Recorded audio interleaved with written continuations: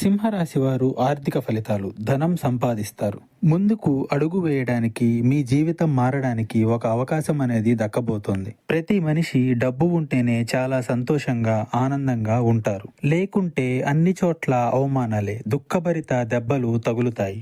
ఈ రాశి వారికి ఇప్పటికీ ఆర్థిక పరిస్థితి అనుకూలించడానికి, డబ్బు సంపాదించడానికి కాలమే మీకు ఎదురు వచ్చి అవకాశాలు ఇవ్వబోతుంది. మీ ఎదురుచూపుకు, భగవంతుని అనుగ్రహానికి, ఈరోజు గ్రహస్థితికి అన్నిటికీ ఒక అవకాశం అనేది మీ ముందుకు రాబోతుంది.